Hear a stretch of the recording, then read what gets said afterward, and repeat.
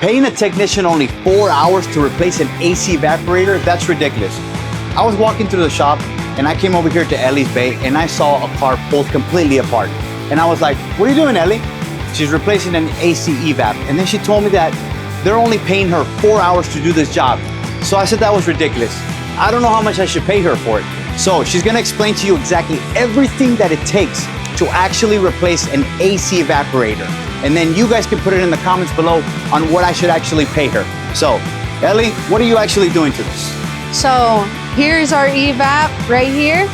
And this is a part that customers don't understand. And I wish they understood is they have a concern. So concern, it smells in my car and the evap isn't draining. And so they think that we just diag it and then throw parts at their car and boom, fixed in an hour. That's not how this works at all. So come here, let's check this out. For the evap, that little tiny part that I just showed you, we have to remove the entire dash. And so the whole dash is removed. This entire dash gets removed right here.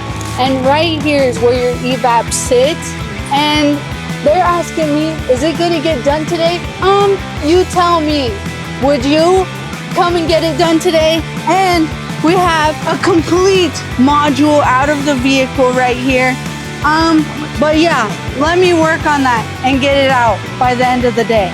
And then I have to take off this entire top cover to be able to get this that holds your cabin filter.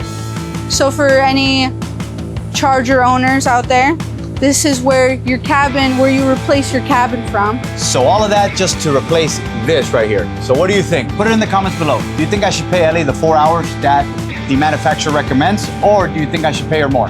Put it in the comments below. And remember, for more tips, advice, or having Ellie struggle with cars, follow me, Adrian the Car Guy.